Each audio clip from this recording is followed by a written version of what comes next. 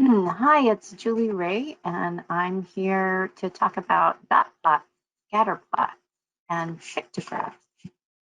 So let me share my screen with you so that you can see what I'm talking about. There we go. And let's get back to the first slide.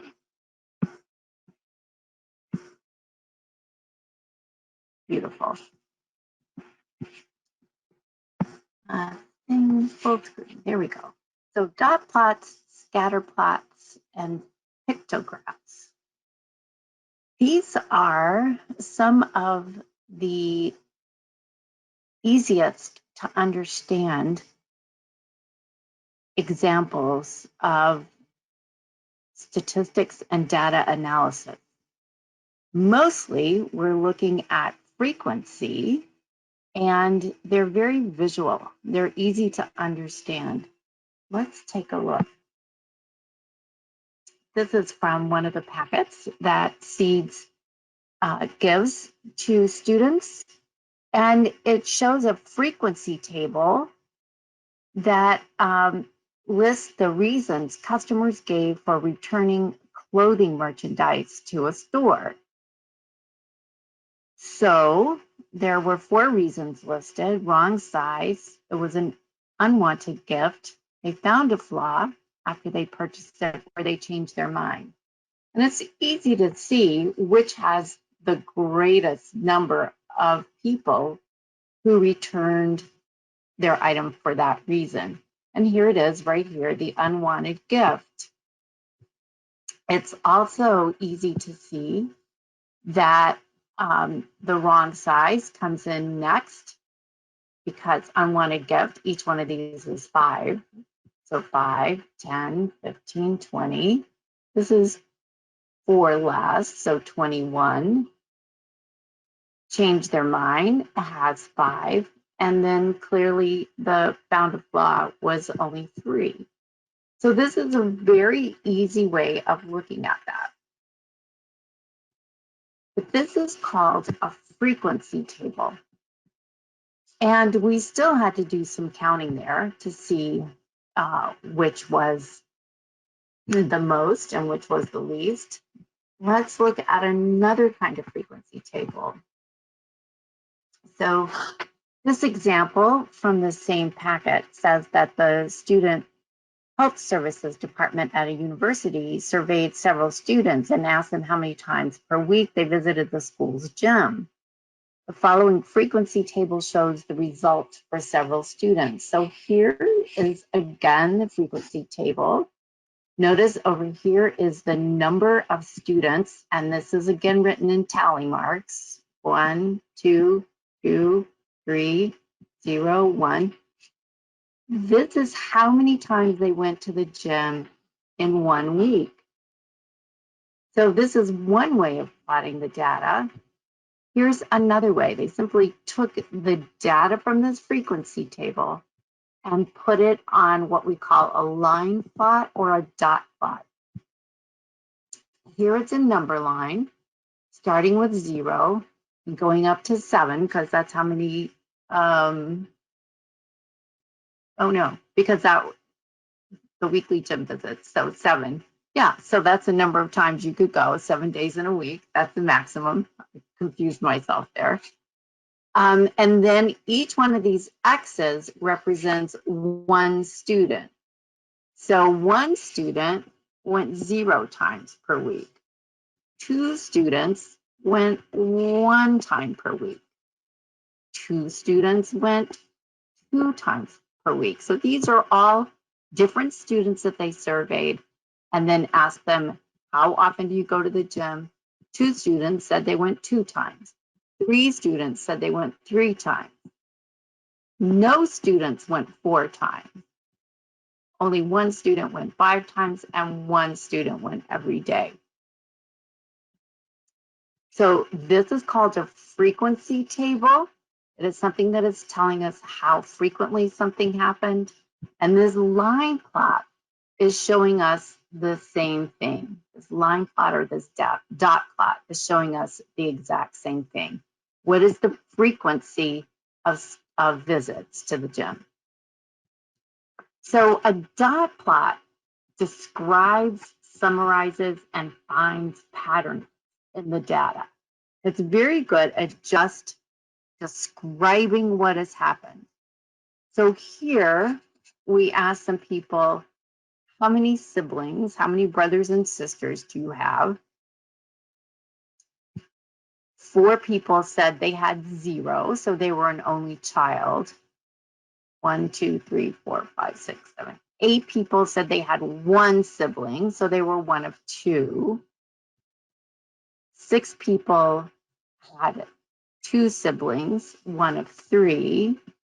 3 people had 3 siblings, so they were one of 4 children in their family. 1 person had 4 siblings, so they were one of 5 people in their family. So again, this shows us it's very easy to see how our data is distributed and to see that most of our people fall in the category of 0 to 2 siblings. And the more siblings you get, the fewer number of people there are in that data set. So this is a small sample, and but it describes, here's where most of our data is concentrated, here in 0, 1, 2. Okay?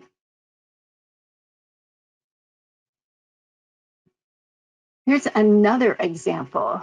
A dog walker counts and records the number of dogs at a dog park every morning at 8 a.m. for several days. So the dog walker goes to the dog park, and on the first day at 8 o'clock in the morning, there are 8 dogs at the dog park. The second day, there are 2. The third day, there are 5.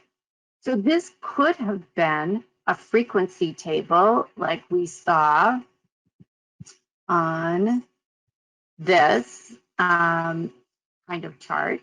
This could have been day, and this would be number of dogs. And we could have had on day 1, there were 8. On day 2, there were 2 or 5 or whatever that number was. So it could have looked like a table like that, but instead they put it in these brackets to show us that this is our data set. These swirly brackets here tell us that this is a data set. It starts over here with 8, and it just so happens to end over here with 8. And each one of these numbers represents the number of dogs on a particular day at 8 o'clock in the morning. So what we do, because this is very difficult to make any sense of what this data says, is we set up a line, a number line, and then we plot our data. So here's 8, we put an X on 8. Here's a 2, we put an X or a dot, either one, on 2. Here's 5, the third day there were 5 dogs, the fourth day there were 6 dogs, the 5th day there were 3 dogs, and then 4, 7. And when 4 shows up again, we put another mark, an X or a dot, right on top of that one, or right above that one. And we try to keep our data lined up so that we can easily see. We don't want some of them to get scrunched together and some of them to be way spread apart. We want them to be about the same distance apart. So you can see these 2 are about the same distance apart as these 2. And so every time we add a number that we've already used before, we add another symbol right above that. So we keep going, and every piece of data in our data set should have a corresponding X or dot on our line plot. Okay, so we added each one of these corresponds to an X. And again, this is a nice way of showing us the frequency of our data. We can see that 3 or 4 are the most commonly occurring numbers of dogs at the park.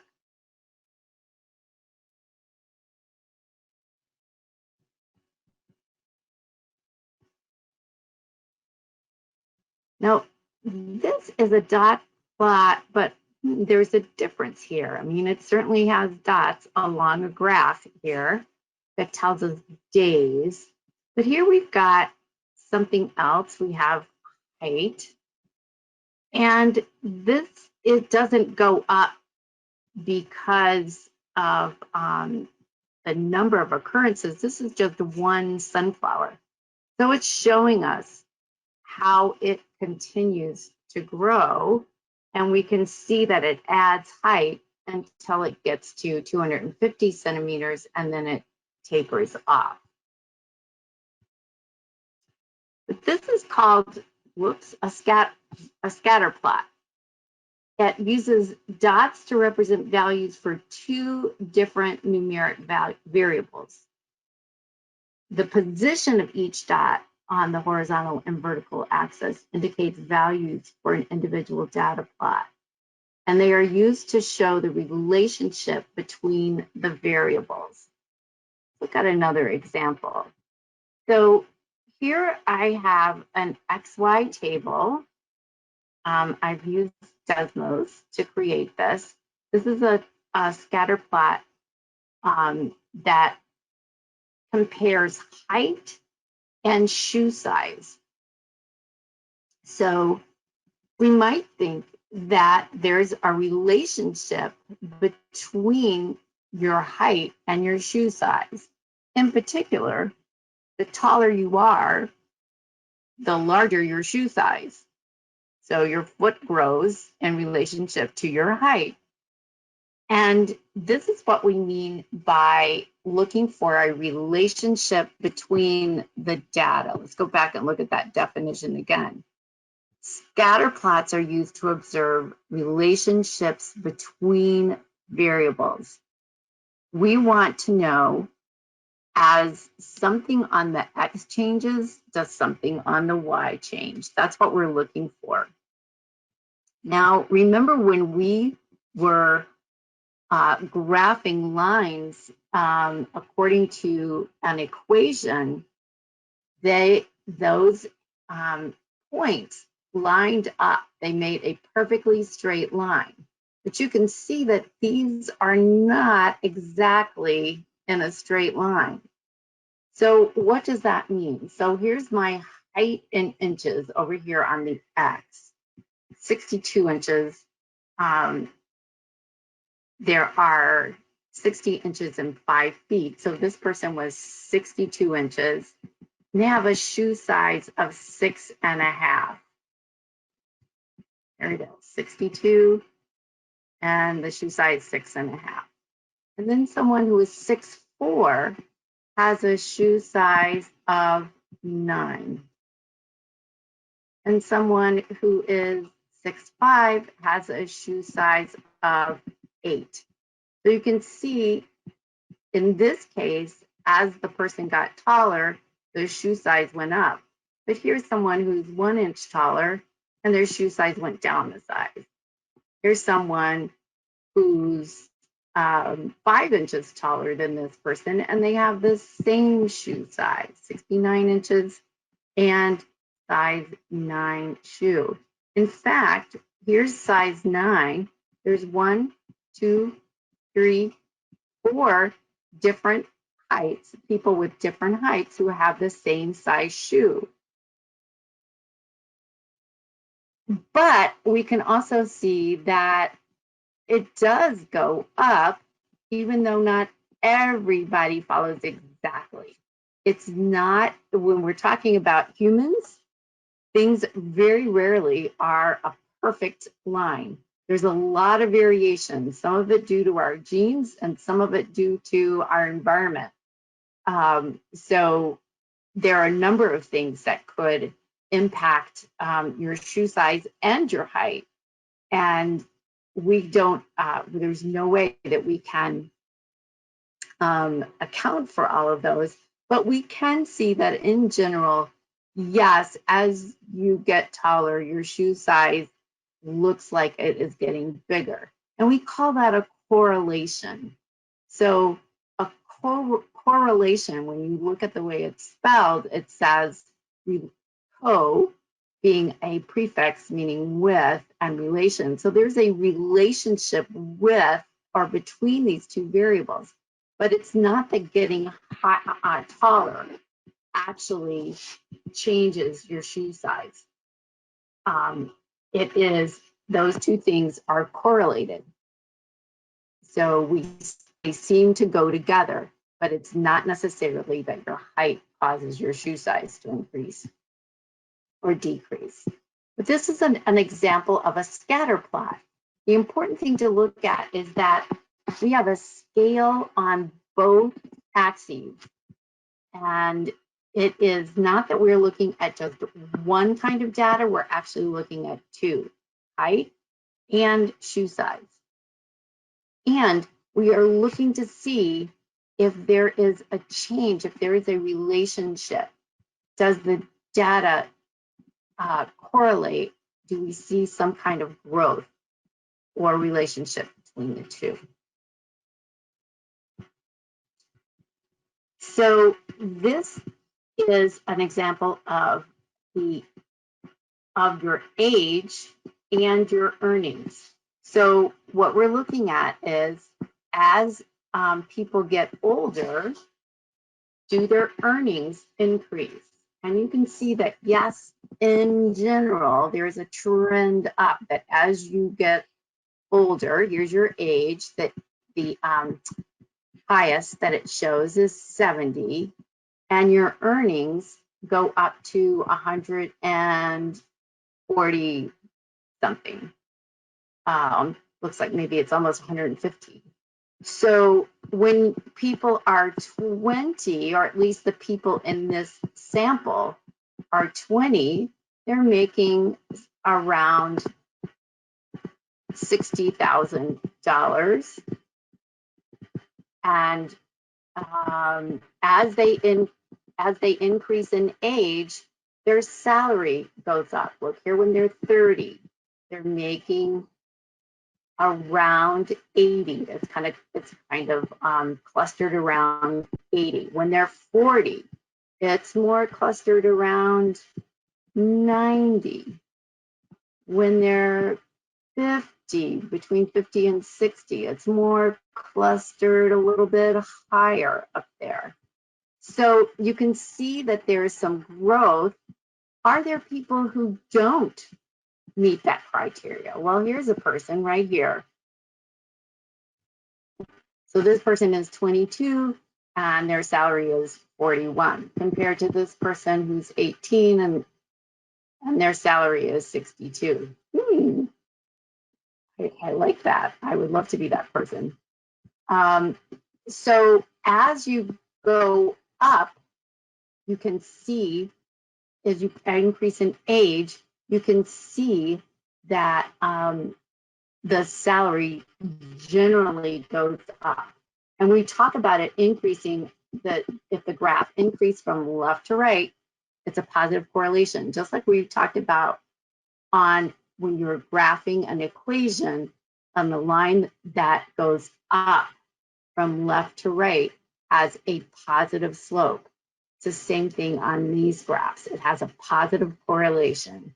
It's not that as you age, you will definitely make more, but it does show a trend that appears to happen. And you notice I assumed that we were talking about dollars in thousands, that this would be 40,000, but maybe not. Maybe we're talking about $40 an hour, or $400 a week, or $4,000 a week. I don't know, because it didn't give me enough information.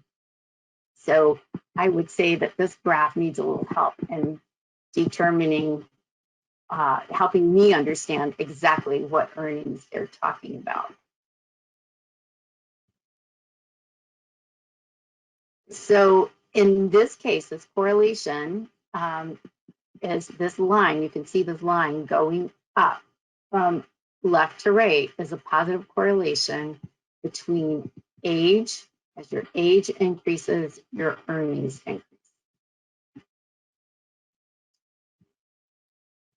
This graph is about the weight of your car and your miles per gallon. So if we think about the weight of your car, the heavier your car is, the bigger the engine, the more gas it uses to propel it forward. So again, this doesn't tell me exactly what unit I'm using for car weight. So I'm giving this graph a bad grade on this too, but I think it's probably 2 tons. I could be wrong about that. Maybe it's 2,000 pounds and not 2 tons. Maybe that's it.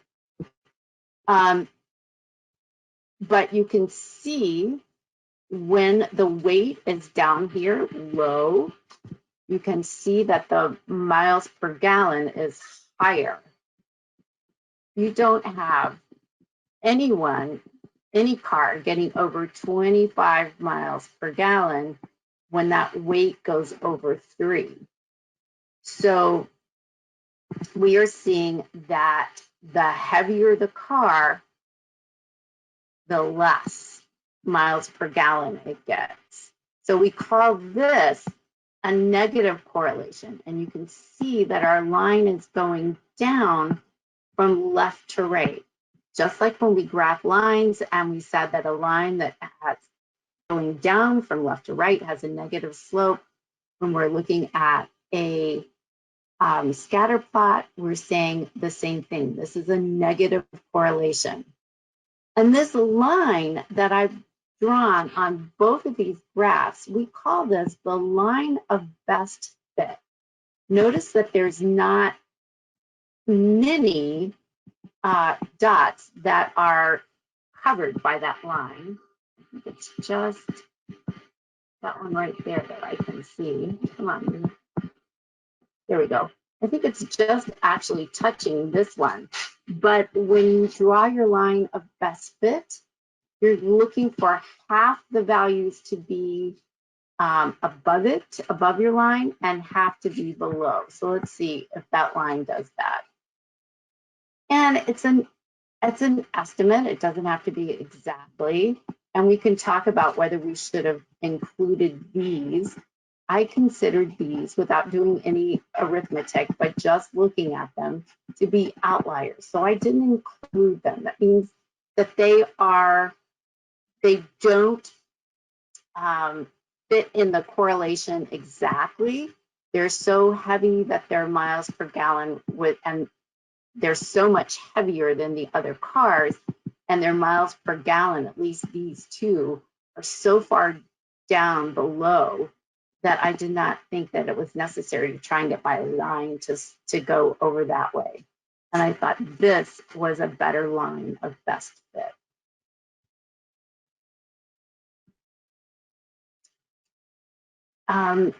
And this graph, again, I would have liked a better title. It says month and pressure. And that was all the information I got. So I tried to decide, well, what could that mean? And maybe it's, the pressure that a machine is able to give you in months of use. But if we look at this, there doesn't seem to be a very strong correlation to the data. It's all over the place. I can't see any pattern, any line of best fit. And so we would say this does not show a correlation, no correlation between month and pressure.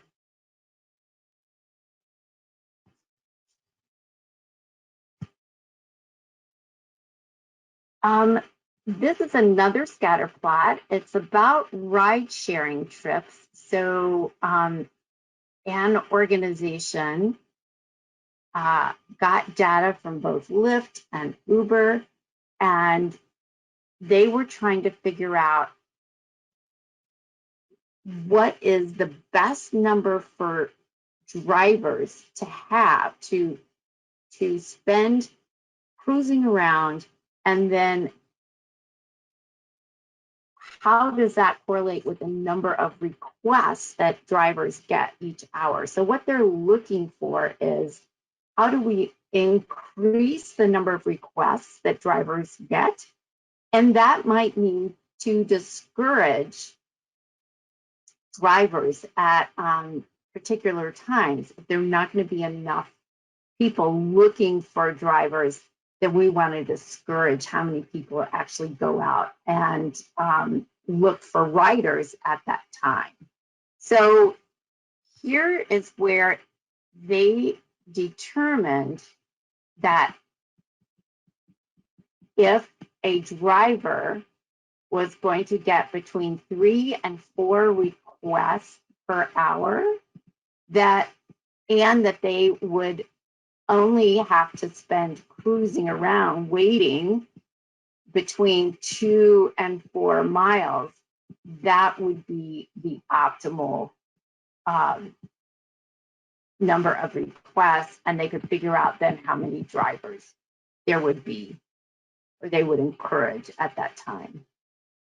So this is how you can see that when there's only one data point at that spot right there where it's 3 1/3 requests per driver each hour, and they're cruising 7 miles while they're looking for requests or waiting for requests, that this is a very light, transparent dot. Here, the dots piled up. That means there were more and more and more incidences at each one of these data points. So for instance, right here, where a driver got 3 requests per hour and cruised 4 miles while they were waiting for requests, there were a lot of data points around that. So they're trying to smooth it out, move it over here where they were getting more requests per hour, and they were having to spend less time driving around while they were waiting for requests. So another kind of graph is called a pictograph. And a pictograph is a representation of data using images instead of dots or crosses or tally marks. So the pictographs represent the frequency of data and use symbols or images that are relevant to the data. We see these a lot in magazines and newspapers, print sources, because they are visually attractive. It grabs your attention. You get the sense of the data. What is this about right away without having to read? Your brain will interpret the symbol for you more quickly than if it is in words, if there's printed text. Here's an example from one of the packets from Seeds. So it says Mayfair parking garage, daily average of parked cars by timed period. So the time of day is 8 a.m. to noon. I see 1, 2, 3, 4, 5.5 cars. From 12:01 to 4:30 p.m., 1, 2, 3, 4, 5, 6, 7.5 cars. And from 4:31 to 8 p.m., 1, 2, 3, 4 cars.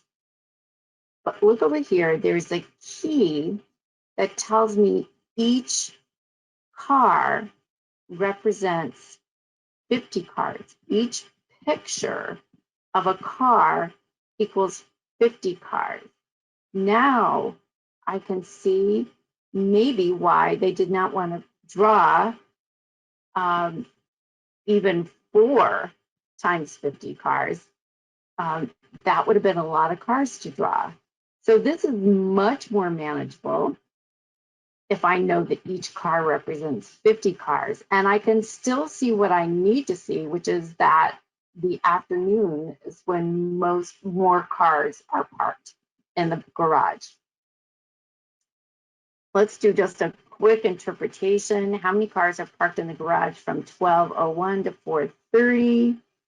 1, 2, so this will be 50, 100, 150, 200, 250, 300, 350, and then half of 50 is 25.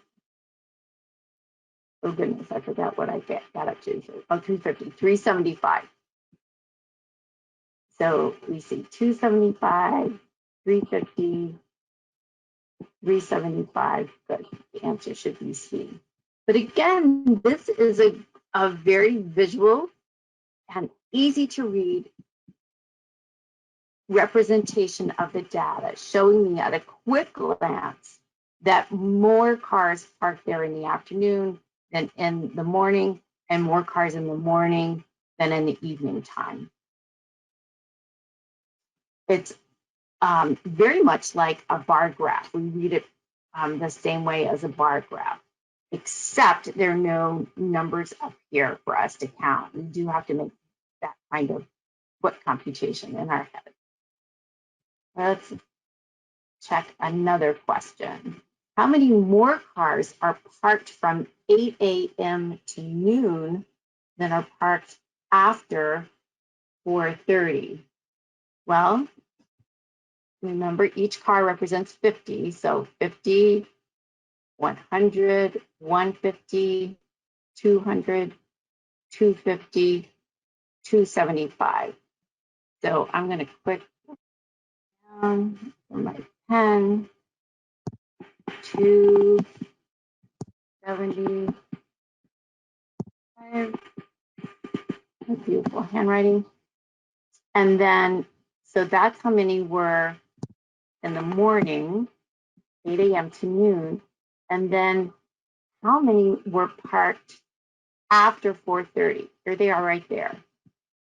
50, 100, 150, 200. Oh, well, that's 200.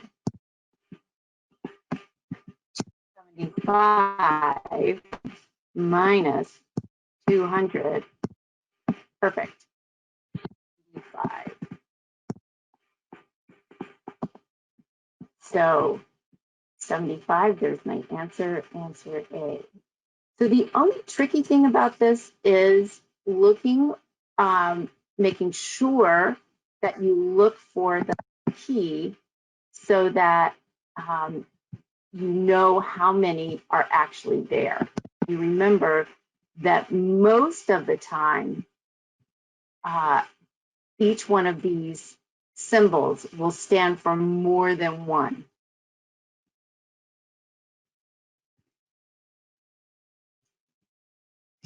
City Library has 3 public branches. A librarian kept track of the number of books checked out from each branch in a week. He used the data to create the pictograph below. So here are our 3 branches, north, south, and west. The books checked out in 1 week. He's used books very appropriately for his symbol here. And let's look at our key. The key tells me that each one of these books represents 150 books. So we can easily see which branch had the most books checked out. Here it is the north because there are more, the west right here.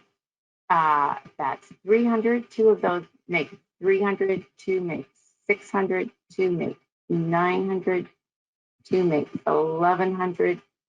So 1,250 here.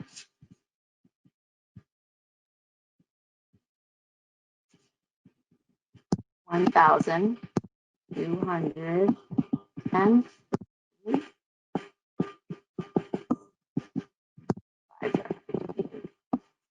and then 2 of these together, 300, 2 more, 600, and then a half of a book would be 75.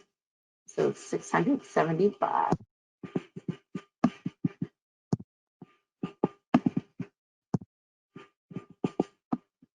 And then 300, 600, 975.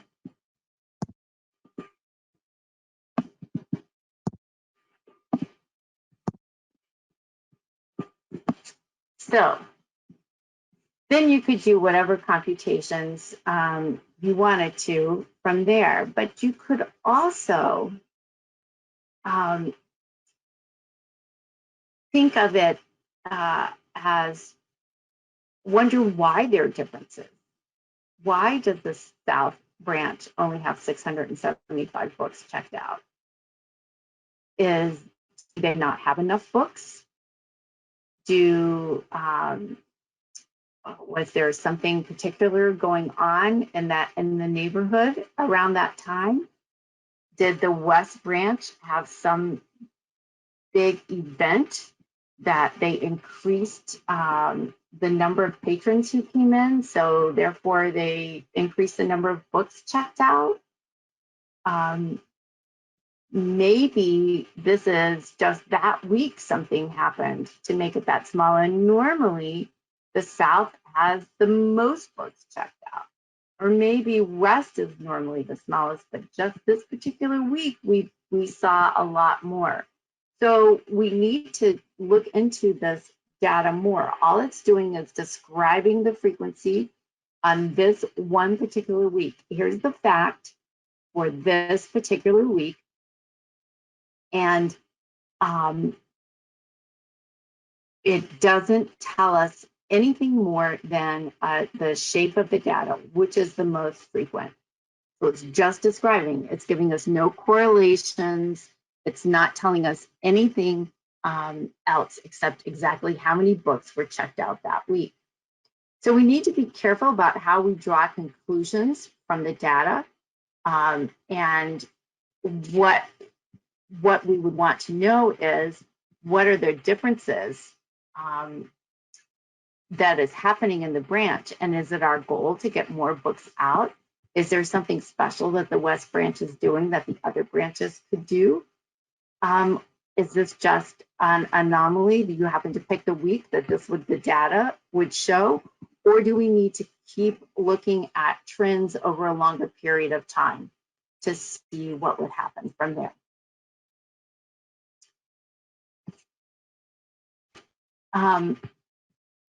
So that is all I have for you on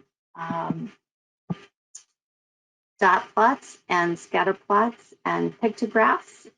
If you have any questions, I'm actually going to be doing teletutoring on Tuesday evenings from 6 to 8 and video tutoring on Thursdays from 6:30 to 7:30, and I would be happy to see you then and answer any questions that you have. Thank you.